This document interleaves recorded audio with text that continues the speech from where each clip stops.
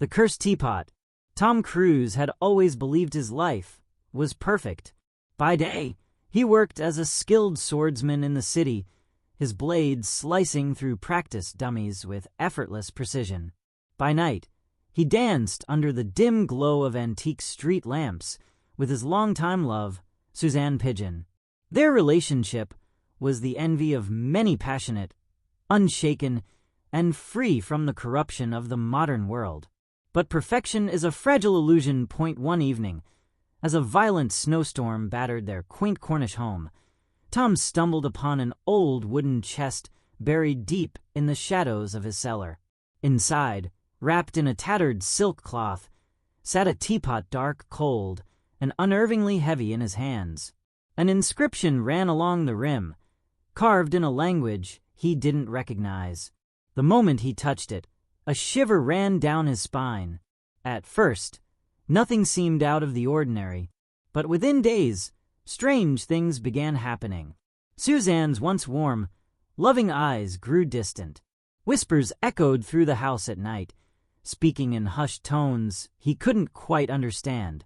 The teapot seemed to move on its own, appearing in different corners of the house without explanation. As the days passed, Tom's mind spiraled into paranoia. Desperate for answers, he traveled to the bustling heart of Skegness, where the old folks spoke in riddles and the tavern's stories told of things best left buried. There he met Katie Platt, a painter whose gaze held secrets as deep as the ocean. Unlike the others, she didn't mock his fears. Instead, she listened too intently, as if she already knew what plagued him. She led him into a world he didn't understand. Long nights filled with hard video games, cryptic conversations, and a growing connection that blurred the lines of fidelity. Tom was falling, not just for Katie, but into something darker. The teapot's grip tightened. He started seeing visions: Suzanne, standing in the snow, whispering his name in a voice that wasn't hers. His own hands, drenched in something warm and red. A past he didn't remember. A betrayal he hadn't committed yet. What was real? What was the teapot showing him? As the walls of reality crumbled around him, Tom faced an impossible choice. Unravel the teapot's secret, risking his own sanity, or surrender to its pull, letting the curse dictate his fate. But in Skegness, every legend had a cost, and some secrets were meant to stay buried.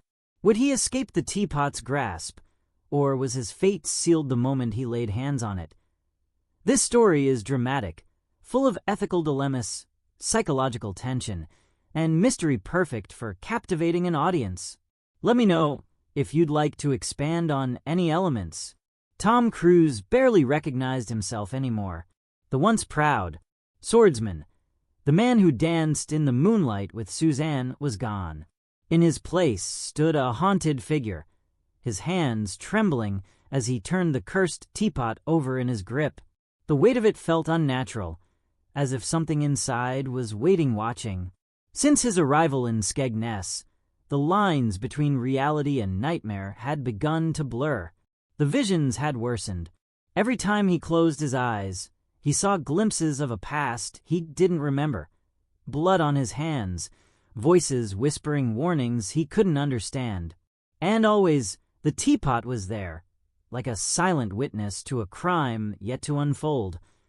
But the most disturbing part? Suzanne had stopped answering his calls. Tom stood outside Katie Platt's dimly lit studio, the air thick with the scent of turpentine and something else, something metallic. He knocked twice. The door creaked open.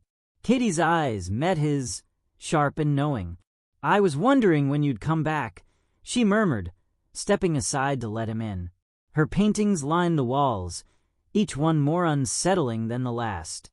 Faces he didn't recognize, but somehow felt familiar.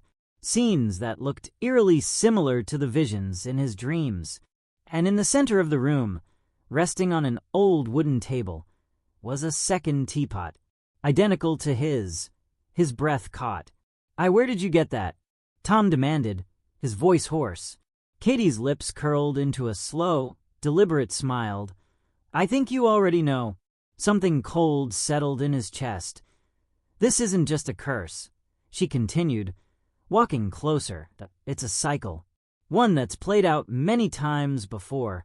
And, Tom, she reached out, tracing a fingertip along the edge of his teapot. It's not over yet. The room seemed to shift, the shadows stretching unnaturally. The air grew thick, charged with something unseen. Tom wanted to back away, but something the teapot held him in place. A distant voice echoed in his mind. Find the beginning before the end finds you. He turned to Katie, his pulse pounding. Who are you? But she only smiled. And behind her, in the dim reflection of the window, Suzanne was watching. This part deepens the mystery, introduces more intrigue, and leaves a cliffhanger to keep the audience hooked for the next installment. Let me know if you'd like any tweaks. The Cursed Teapot. Tom's breath hitched. Suzanne stood motionless in the window's reflection, her eyes dark and unreadable. For a moment, he thought it was another trick of the Cursed Teapot, another hallucination warping his reality. But then she blinked, moved. She was real. That he spun around, but the doorway behind him was empty. The night outside was thick with fog, swirling in eerie patterns beneath the streetlights. A chill crept up his spine. Katie Platt watched him, the smirk still on her lips. You saw her, didn't you? Tom swallowed hard. Where is she? Katie tilted her head, feigning innocence. She was here once. Just like you. Just like all the others. Something about the way she said others made Tom's stomach drop. His fingers curled around the teapot's handle. He was tired of riddles, tired of being dragged through shadows without answers. He stepped closer to Katie, voice low and dangerous. I want the truth. Now. Katie's smile faded. She sighed, running a hand through her auburn hair, then gestured toward a stack of old paintings shoved against the far wall. Then look. Tom hesitated before walking over. The canvases were covered in dust, their edges frayed. He pulled the top one free and felt the air leave his lungs. It was a painting of Suzanne. Not just any painting. It was her, standing in a dimly lit room, clutching the cursed teapot to her chest. Her expression was frozen in terror, and behind her, in the shadows, stood a figure Tom didn't recognize.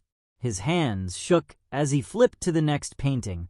Another scene, another figure, more teapots, dozens of them, some shattered, some burning, some held by hands that were not human. What is this? He whispered. The past, Katie murmured, and the future. Tom turned to her, his heart hammering. What do you mean? She walked toward the second teapot on the table, trailing her fingers along its surface. This isn't just some cursed relic, Tom. It's a key, and once you touch it, it remembers you. A sick feeling settled in his gut. You think you found that teapot by accident? No, it found you. The room seemed to darken. The paintings, the air, the very walls seemed to pulse with something alive. Tom took a step back, clutching his own teapot tighter. No, he said firmly, this is just a trick. A story. A coincidence. Katie laughed softly, shaking her head. You still don't see it, do you? She turned and picked up an old, tattered book from a nearby shelf. The leather binding cracked as she flipped it open, revealing brittle yellow pages filled with faded ink. She held it out to him. Read. Tom hesitated before taking the book. The moment his fingers touched the pages, a cold shock ran up his arm. He inhaled sharply, but forced himself to focus on the words. It was a journal, and as his eyes darted across the text, his blood ran cold. Journal entry December 3rd, 1887. The teapot has chosen again. The cycle begins anew. The one who touches it first shall bear the weight of the curse, until another takes their place. The price of knowledge is steep, and the cost of escape is steeper. I hear her whispers in the walls now. She watches. She waits. She wears the face of the one I love. I see him in my dreams. The man with the sword. He will come, as he always does. He will seek the truth, as he always does. And he will fail, as he always does. Because you cannot outrun the past when the past is already inside you. Tom dropped the book. His head spun. His pulse roared in his ears. The man in the journal. The one with the sword. It was him. No, he whispered. Katie crouched down, picked up the book, and dusted it off. You've done this before, Tom. Many times.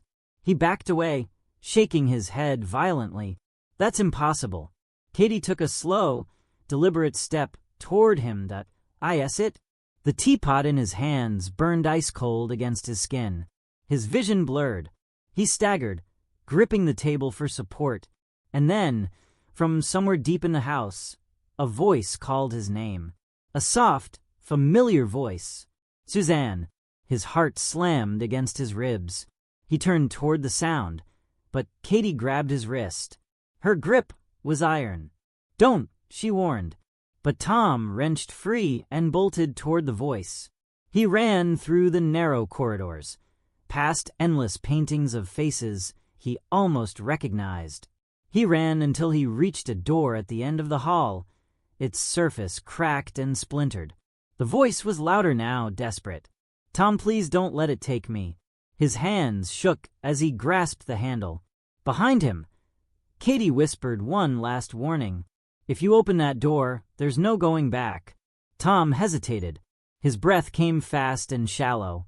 His pulse pounded like war drums. Then, with a final deep breath, he turned the handle and stepped inside.